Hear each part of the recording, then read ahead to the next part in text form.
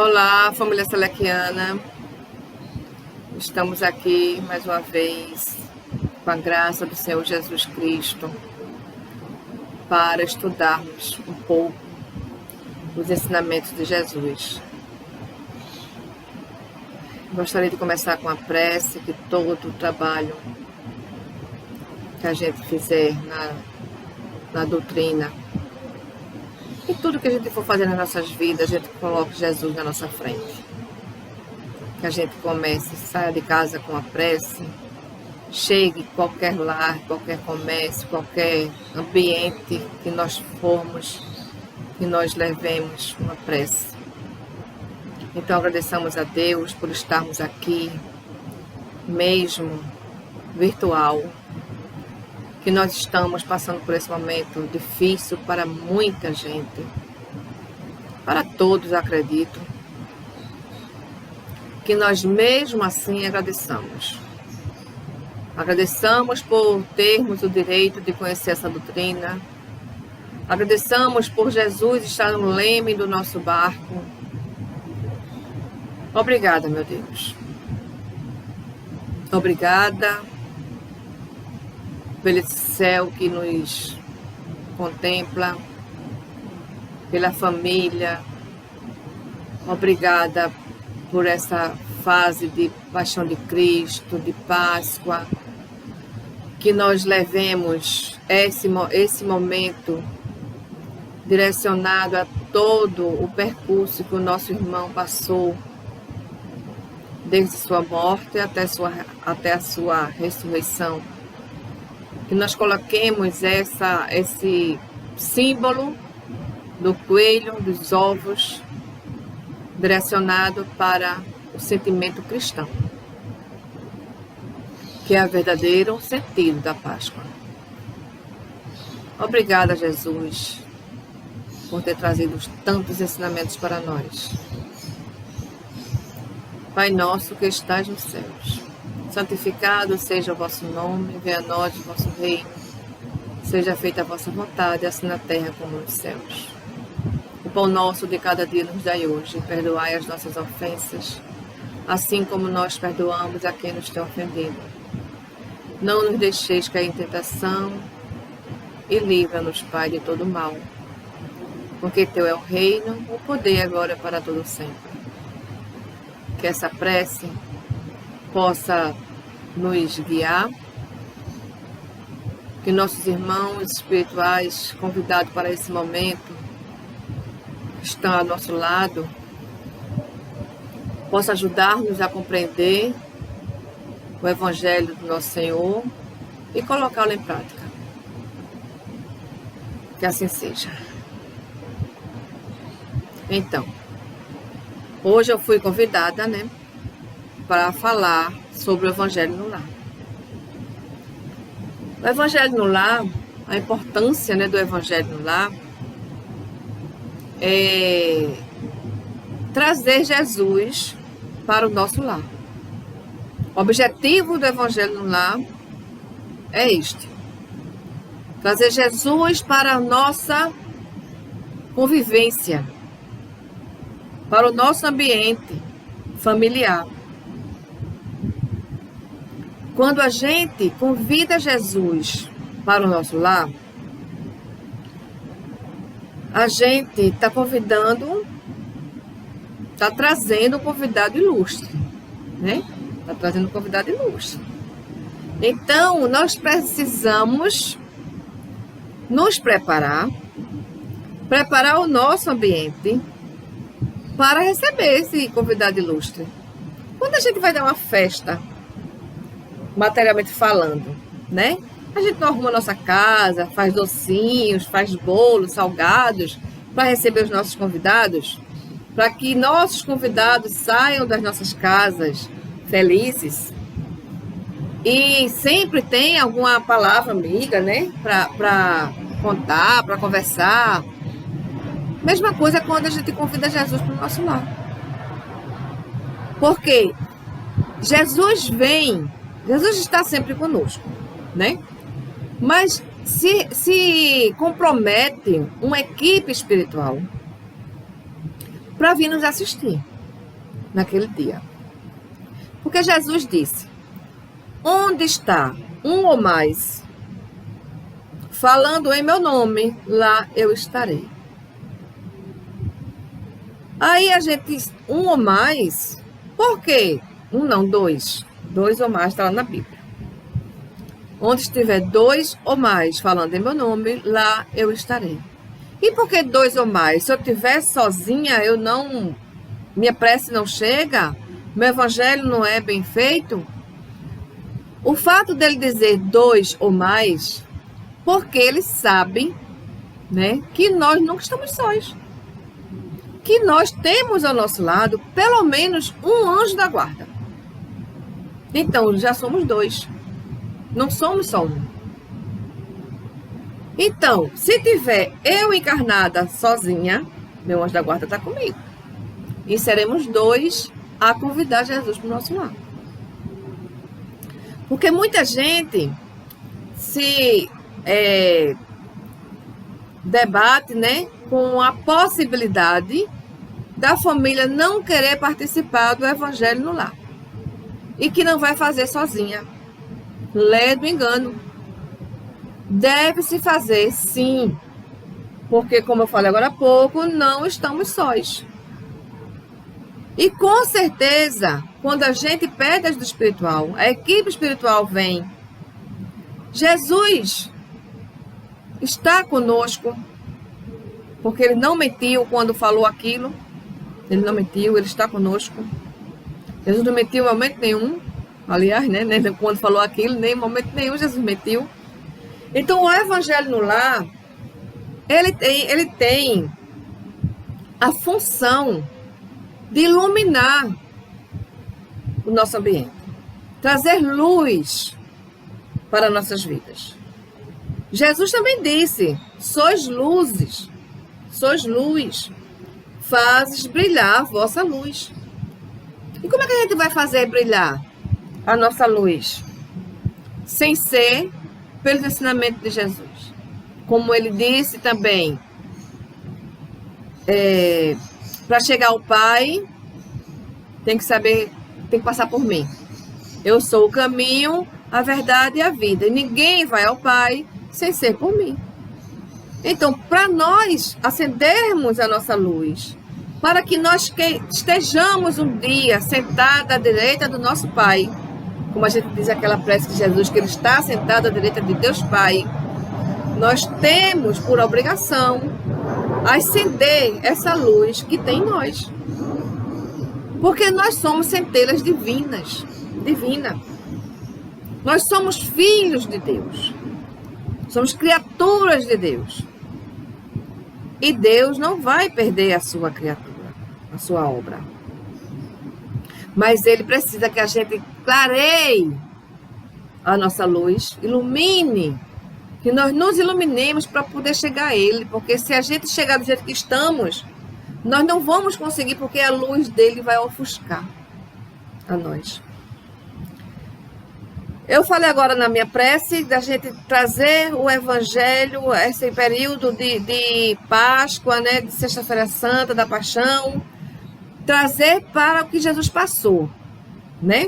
O seu martírio, desde a sua crucificação até a sua ressurreição.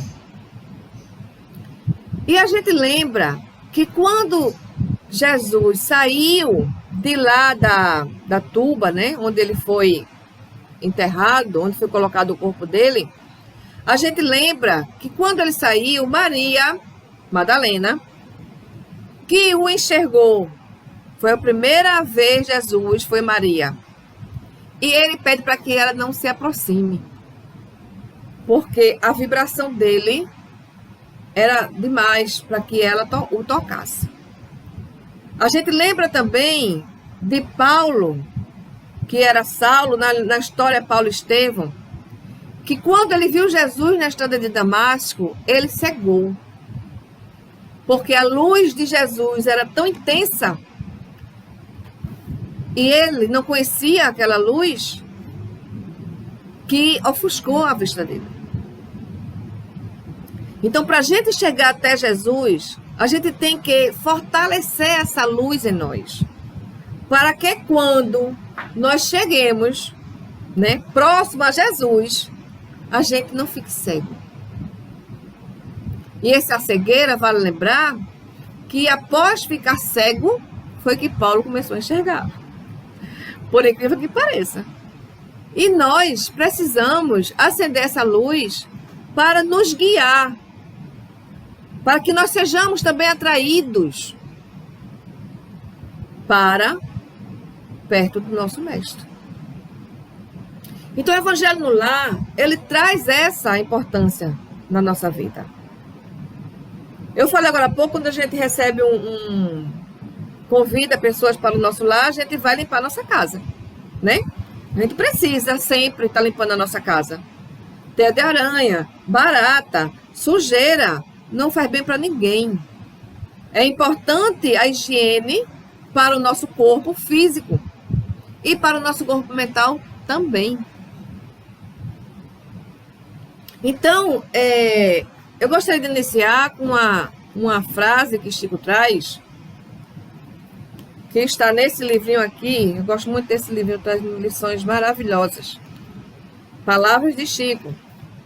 Que ele, nessa palavra, ele diz assim: creio que a importância do Evangelho de Jesus em nossa evolução espiritual é semelhante à importância do sol na sustentação de nossa vida física. Nós sabemos o quanto o sol tem importância para a nossa vida material, né? Por exemplo, a vitamina D, ela se fortalece, né, com o fato de nós tomarmos sol. A gente precisa da energia solar para que nós fortaleçamos a vitamina D em nós, que o nosso corpo gera automaticamente. Chega uma fase que a gente precisa tomar um complemento de vitamina D, mas o sol traz essa vitamina para nós. E eu acho incrível quando eu falo nisso, porque os animais irracionais, né? Aqui eu observo que meus gatos, meus cachorros, de vez em quando eu vejo, eles estão lá, deitados, expostos ao sol. Eles já sabem que o nosso corpo material precisa dessa vitamina. E nós precisamos do sol para sustentar o nosso corpo. E a gente observa que o sol, os seus raios, traz essa energia e a luz. O sol, falando em luz, é a potência maior que rege o nosso planeta. É a luz mais intensa que a gente consegue ver ao olho nu. E sentir também, né? Porque a gente sente a quentura daquela luz. O Evangelho traz essa luz pra gente. Traz esse sol que irradia o nosso ser. Vai iluminando o nosso eu. Vai nos melhorando. Vai tirando a gente daquele momento de dor, de conflito, de aflições. Ah, Sandra, então quem fizer Evangelho no Lar não vai ter mais problemas? Problemas eu falo porque muita gente, né, gosta de taxar os nossos percalços de problemas. Eu já costumo dizer para todos aqueles que me rodeiam, que eu chego a conversar, que graças a Deus eu não tenho problemas. Não tenho problema nenhum. Quem quiser ter problema, que tenha. Eu troquei os meus problemas por processos evolutivos. E eu fui trabalhando isso em mim por conta do Evangelho no Lar. Por que um problema? Um problema é uma palavra tão pesada. Eu costumo dizer que problema hoje para mim é uma raiz quadrada de 9 números. Eu não consigo resolver. Não consigo. Um processo espiritual que nós passamos, né, que todos nós temos percalços, todos nós temos dificuldade. Mas são processos evolutivos. São momentos que nós precisamos passar. E se nós encararmos esses processos evolutivos como uma coisa que a gente tem que passar, que é melhor para nós, porque Deus não faz nada que não seja melhor para nós. Não é que ele queira, não, que a gente sofra. Ele quer que nós sejamos felizes. Ele nos colocou aqui nesse mundo para sermos felizes. Quando ele diz que a felicidade não é deste mundo, é porque nós vivemos muito para esse mundo material. E a felicidade realmente não é. Quando nós colocamos nossa felicidade nas coisas, a gente não consegue ser feliz. Então, o Evangelho no Lar me tirou desse processo de problemas, trocando os meus problemas por processo evolutivo. Se eu tenho que passar, ele vai passar. Chico Xavier disse, tudo passa. Tudo passa. Haroldo Dutra Dias disse, todos os seus processos evolutivos têm dia e hora para acabar. Tem dia e hora para acabar. Um dia vai passar. Então, não adianta a gente estar se lamentando, sofrendo, porque o que tiver de ser será. A gente não faz o Pai Nosso e fala, seja feita a vossa vontade, né? A gente faz, desde pequenininho a gente faz. E qual a intensidade que a gente coloca nessa frase? Será que quando a gente diz, seja feita a vossa vontade, a gente está querendo mesmo que seja feita a vontade do Pai? E quando a vontade do Pai a gente aceita como a melhor solução para as nossas vidas, para os nossos processos evolutivos? É uma reflexão. É uma reflexão. Mas o Evangelho no Lar, ele atrai essa luz para nós a ponto de a gente de ir nos lapidando, a ponto de ir nos transformando em seres melhores, em criaturas melhores. Aquilo que me atormentava há 5, 10 anos atrás, passa a não atormentar mais.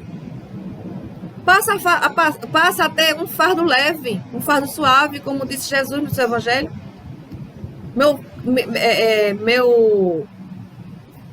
Uma coisa assim que ele fala, meu jugo é suave e o meu fardo é leve. Com Jesus passa a ser assim. Nossos percalços, nossos processos evolutivos passam a ser suaves, porque a gente está com ele, a gente sente a energia dele. Aquilo que era para a gente sofrer, chorar, tem outra conexão, tem outro objetivo. Quando a gente para refletir dentro dos nossos percalços, o que é que Jesus está querendo que eu enxergue nessa problemática que ele está trazendo para mim? O que é que eu tenho que ter de lição?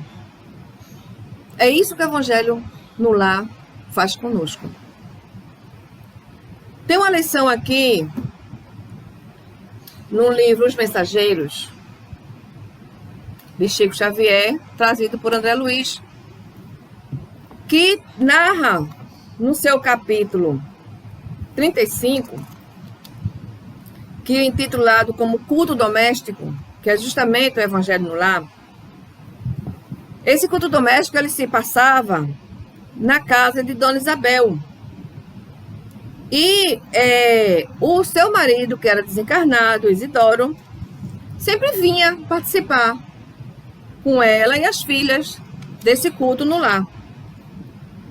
Então, ele, né, André Luiz, observa, ele diz o seguinte: observei um fenômeno curioso.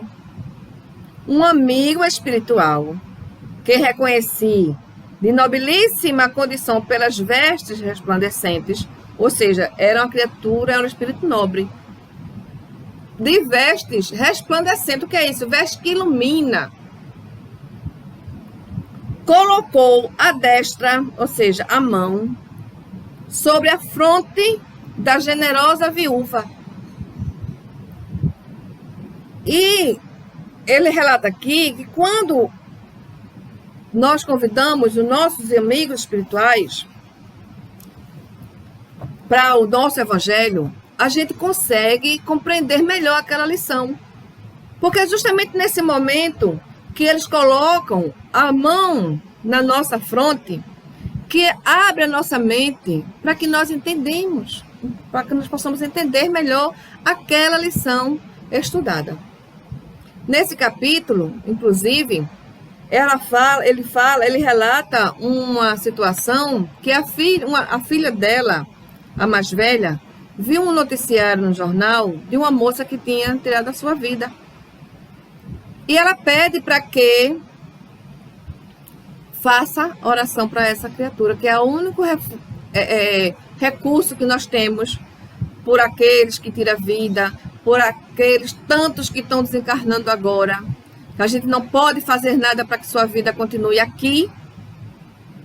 O recurso que nós temos é a prece, direcionada para essas pessoas, para que elas encontrem essa luz. Então, elas fazem prece para essa jovem que tirou a sua vida a 2, 3 quarteirões de lá, distante da casa delas. Aí vem a dúvida, né? A que distância chega a nossa prece? Não tem limite, não tem fronteiras. O alcance da nossa prece não tem. Chega até onde nós direcionarmos ela. Nossa prece vai além do planeta. Vai para outro universo, vai para todo o universo. É um fluido que se une ao fluido cósmico universal. E essa prece, ela é direcionada. Então, toda prece que nós fizermos vai ter o seu destino. Vai chegar ao seu destino. Se for para manter a pessoa aqui, é da vontade de Deus. Se for para encaminhar essa pessoa para a vida espiritual, é a vontade de Deus também. E que nós saibamos agradecer. Seja a situação que a gente queria que acontecesse, ou seja, o que Deus quis, sempre devemos dar graças a Deus.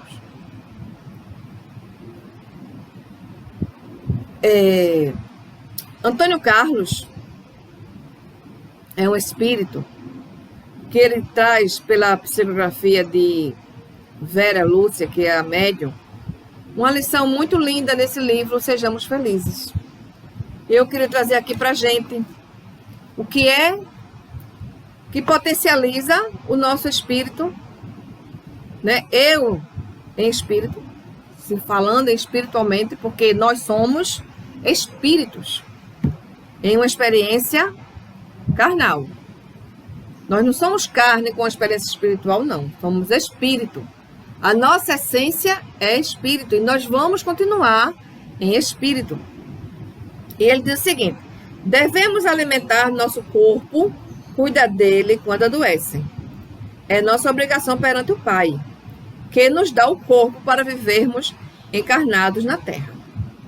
E do espírito, devemos cuidar? Sanar suas doenças? Sim, naturalmente.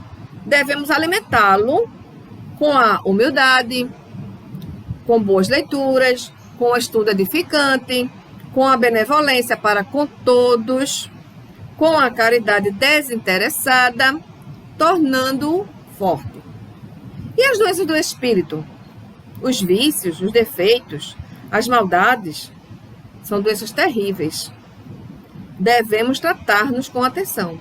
O corpo volta à natureza de onde veio, no final de nossa existência encarnada. É perecível, ou seja, vai ser aniquilado. O espírito é eterno. Devemos prestar atenção aos sintomas das doenças do espírito e com coragem optar por um tratamento sob a luz da sinceridade e da oração. O melhor remédio é a leitura do Evangelho e a busca da realização de seus ensinamentos. Ou seja, não adianta só ter fé, não adianta só estudar, ler o Evangelho todos os dias. Não adianta, sem que a gente coloque em prática. A Bíblia fala: a fé sem obra é morta. Então, o médico, quando ele faz a faculdade de medicina, ele não estuda para botar o seu diploma na gaveta e dizer: não, eu sei tudo de medicina, mas não pratico. Não, ele vai praticar. Ele vai pôr em prática, como todas as formações que a gente resolva abraçar. Todas. A gente estuda, a gente busca uma profissão para colocar em prática. A mesma coisa é o evangelho. A gente estuda o evangelho para colocar em prática. Não adianta eu saber as coisas que Jesus trouxe se eu não faço tantinho assim para seguir, né? E ele continua aqui: sábio é aquele que cuida do corpo como instrumento do espírito, dando, porém, maior importância ao espírito, que sobrevive na espiritualidade. Fortaleçamos o espírito e não estaremos doentes. Espírito são, corpo são. Mais uma vez eu vou trazer um exemplo de Chico Xavier, que ele, ao adquirir uma enfermidade, um amigo dele chegou para visitá-lo e relatou que ele estava muito doente. Ele disse: não, eu não estou doente não. Mas Chico, você está em cima da cama debilitado. Ele disse: não, meu corpo está doente, mas eu não. Eu não seguirei com essa doença. Então essa doença não é minha. Isso acontece porque Chico era conectado com os ensinamentos de Jesus. Se nós formos conectados, estivermos conectados, na hora que uma enfermidade nos atacar, nós vamos saber que aquilo não é nosso, é do nosso corpo. E vai ficar. Se tivermos que passar por ela, nós vamos passar. Devemos tratar do corpo, sim. Todos os recursos que nós tivermos para alimentar o nosso corpo e tratá-lo, para termos mais tempo para evoluir espiritualmente, nós devemos recorrer a todos os recursos. Mas devemos nos alimentar também das coisas espirituais. Cuidar do nosso espírito como se a gente fosse ir embora agora. Devemos estar com a mala preparada para o dia e a hora que nós estamos, viu? Todos nós estamos determinados. E o evangelho, o culto do evangelho no lar fortalece-nos para isso, para clarear nossa mente em torno disso, para priorizar as coisas do Espírito. Lembra quando Jesus disse: dai a César o que é de César e dai a Deus o que é de Deus? A gente costuma prevalecer mais as coisas de César, que é as coisas do mundo material. O Evangelho, segundo o Espiritismo, no capítulo 17, quando fala do homem no mundo, ele traz para a gente que o homem deve ser do mundo, viver no mundo, sabendo que não é do mundo. Nós não somos desse planeta. Nós não somos matéria. Nós somos espíritos. E é assim que iremos seguir, como eu disse agora há pouco. Eu gosto muito de falar na parte espiritual, trazendo exemplos materiais, porque a gente vive um mundo material. A gente tem por obrigação manter o nosso corpo, né, saudável. E às vezes a gente tem um feedback, né, um resultado das coisas que a gente faz, materialmente falando, que ajuda a gente espiritualmente. Sempre que eu falo no Evangelho no Lar, eu lembro das respostas que eu já tive por praticar o Evangelho no Lar.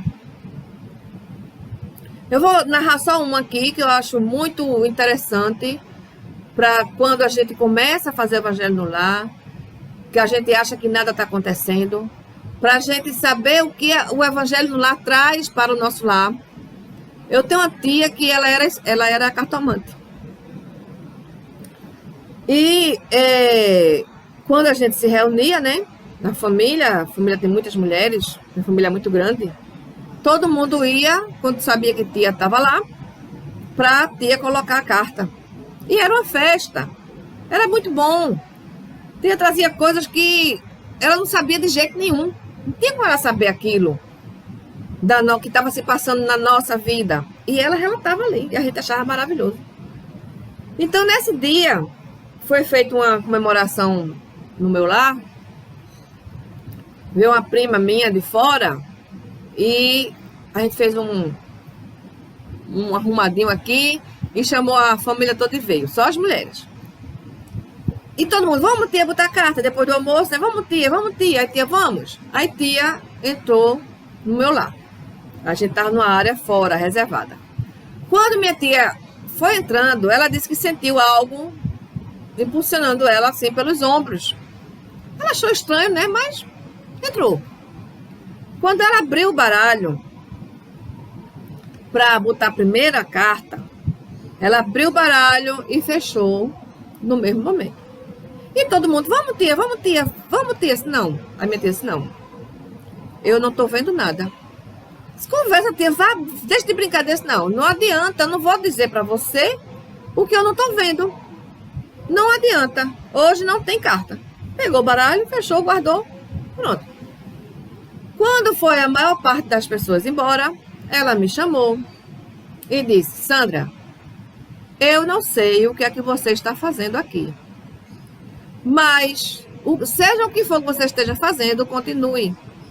Porque os espíritos que você está atraindo impediram que os meus viessem. Impediram que os meus viessem se comunicar comigo. Os espíritos que me acompanham não tiveram acesso aqui. Então, seja o que for que você esteja fazendo, continue.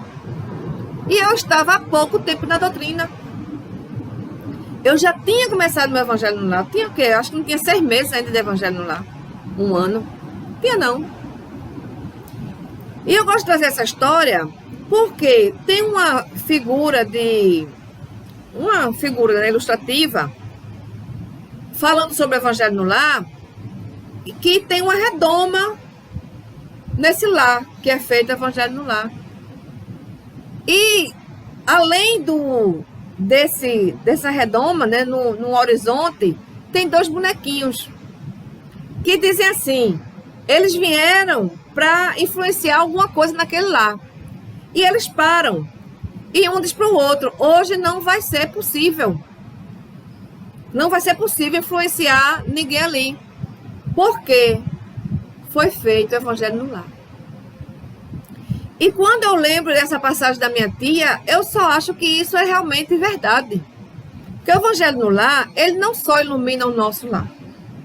Ele ilumina todo o bairro, o quarteirão, o bairro, a cidade, onde o nosso pensamento chegar.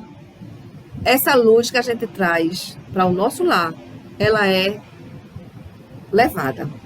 É como uma vela que a gente acende no nosso ambiente. Faltou energia, a gente acende a vela. Ela vai clarear só aqui onde a vela está? Não. A vela, a claridade vai até onde o ambiente der. A mesma coisa é a luz que a gente traz para o nosso lar. Então, nesse momento que a minha tia disse isso, foi uma certeza que eu tive da eficácia, da importância que tem o evangelho na nossa vida. O evangelho em si, falando, e o evangelho no lar mais ainda. Porque a gente convida, né, os nossos irmãos espirituais. E Jesus não vai mandar espíritos equivocados, porque um espírito equivocado, ele não quer ouvir o evangelho. E a Amélia Rodrigues também relata que mesmo esses equivocados, eles são convidados para aprender. Veja a importância que é. Todos nós aprendemos. Nós que estamos no nosso lar fazendo, a equipe espiritual que vem para nos assistir, nos ajudar, clarear a nossa mente, e aqueles espíritos equivocados ainda, que não têm ainda os conhecimentos do desígnio divino, eles também são ajudados. Então, a importância do evangelho no lar é muito mais importante do que uma faxina material que nós façamos no nosso lar. Quando a gente faz uma faxina bem feita, a gente fica num ambiente assim tão bom, né? Eu mesmo sinto isso, viu, gente? Não sei se é todo mundo. Mas quando eu faço faxina na minha casa, parece que a casa ficou mais leve, ficou mais suave. E o evangelho lá traz isso. Não tem problema familiar que perdure. Uma briguinha que se prolongue. Logo aquilo é sanado. Parece que as bênçãos caem do céu quando nós fazemos o evangelho no lar. Ora, a maior importância de se fazer o evangelho no lar é trazer os ensinamentos de Jesus para o nosso lar interior, para o nosso interior, e praticar e não esperar retorno. Eu estou fazendo evangelho no lar não sei quantos anos e agora aconteceu essa tragédia na minha família. Adianta fazer evangelho no lar? Se não tivesse fazendo evangelho no lar, talvez tivesse sido pior. Se eu não tivesse fazendo evangelho no lar, talvez eu não tivesse força espiritual para resistir a toda essa turbulência que está acontecendo. Então, meus amigos, o evangelho no lar é de uma importância tremenda. Para quem faz tratamento espiritual, é super importante. É imprescindível. Porque é como um medicamento que você vai tomar. Se a gente vai para o médico porque a gente tem um problema de saúde, digamos assim, diabetes, o médico vai passar um tratamento, né, um medicamento, e vai nos privar de algumas coisas, de alguns alimentos. Aí a gente faz aquele tratamento, né, toma o medicamento, se priva daquela medicação, daquela alimentação, e fica com a saúde estável. Aí, tô bem, tá tudo bem, vou voltar a comer tudo que eu comi de novo. Eu vou adoecer de novo e provavelmente vou adoecer bem mais. Vai ser mais grave a situação, porque o tempo passou e a doença está remanescente. O evangelho no lar, ele traz essa reforma íntima que eu falei. Não lembro se eu falei no início da reforma íntima que traz Hermance Dufour, no seu livro Reforma Íntima Sem Martírio, que eu digo que esse livro é o manual de quem quer se melhorar, né? Começar por esse livro, junto com o Evangelho, junto com o Livro dos Espíritos, é muito bom. O Evangelho no lar traz isso. Se a gente se alimenta naquele momento dos ensinamentos de Jesus, mas depois a gente vai fazer coisas inescrupulosas, a gente vai falar da vida alheia, a gente vai criticar, a gente vai condenar, a gente vai continuar não perdoando aqueles que nos ofendeu.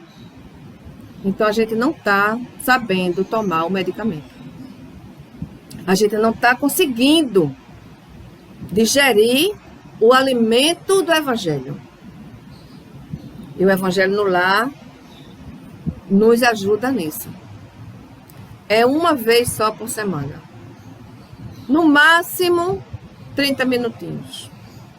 Se você conseguir fazer 5, 10, 15, 20, 30 minutos, ótimo. E se a gente fizer a conta, matematicamente falando, 30 minutinhos numa semana, por mês dá 2 horas. Durante o ano, dá 24 horas.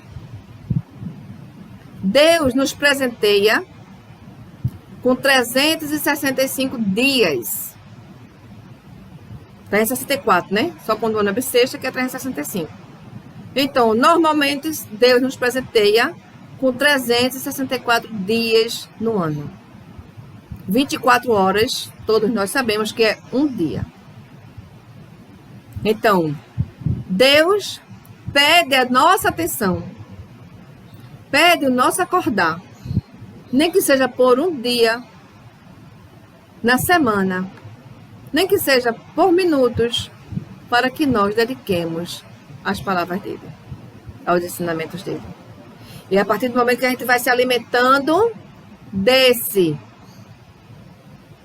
conselhos, desses ensinamentos, a gente vai nos melhorando. A gente vai nos fortalecendo. A gente não melhora para o próximo, não. A gente melhora para nós mesmos. Porque a gente vai se fortalecendo naqueles ensinamentos. E tudo que vier é de Deus. E nessa certeza, a gente sofre menos. Veja que alimento salutar. E é isso que o Evangelho no Lar traz para nós. É isso que eu queria conversar com vocês sobre a importância do Evangelho no Lar. Então, que nós possamos fazer corriqueiramente, um tempo por semana, naquele mesmo horário. Convidemos nossos guias espirituais, convidemos Jesus, que nós possamos ter, pelo menos naquele dia que a gente marcou o nosso Evangelho, que nós possamos manter o nosso lar em harmonia, possamos ouvir músicas que soem bem para os nossos ouvidos, que nós tenhamos nosso pensamento no vigiar e orar, para que quando aquela equipe chegar, encontre a nossa casa mental limpa, nem que seja naquele dia. Porque a gente tem que preparar a nossa casa mental para receber nossos irmãos. Para poder ter o direito de ser colocada a mão na nossa destra e clarear os ensinamentos para nós. A gente precisa limpar a nossa casa mental. Então vamos agradecer a Deus, né? Vamos ser persistentes nesse trabalho do Evangelho no Lar. Trazer Jesus para a nossa casa. Vamos aprender com isso, amar o nosso próximo, amar a nós primeiro, porque se nós não nos amarmos, nós não vamos amar ninguém, nem a Deus. Vamos nos amar para aprender a amar o nosso próximo. Porque só amando o nosso próximo é que a gente vai dizer que ama a Deus. Aí a gente está aprendendo a amar. Então, Pai, muito obrigada por essa oportunidade. Agradeço a Fabiana de Cristo, o mentor espiritual da nossa casa de oração e trabalho. Agradeço a todos que direta ou indiretamente contribuíram para que esse momento pudesse estar acontecendo. Que nós possamos, nesse momento, levar os nossos pensamentos a Jesus e pedir, clamar por misericórdia. Para que Deus tenha misericórdia do nosso planeta. Para que nós possamos, através de nossas preces, acordar as criaturas que ainda não conhecem os teus desígnios, Pai. Todos somos essência divina, todos temos amor a dar. Então, as nossas preces chegará a todas as criaturas que nós determinarmos que cheguem. A mais vil, a mais precária, a mais criminosa, tem esse amor. E é nessa certeza, Pai, que nós pedimos que nos ensine, perante o Evangelho no Lar, a amar o nosso irmão, nossos irmãos. E que o nosso planeta se torne um planeta melhor, sem ter que passar por tantas turbulências, por tantas dores. Na certeza do teu amparo, encerro o nosso trabalho nessa tarde, noite de hoje. Que assim seja.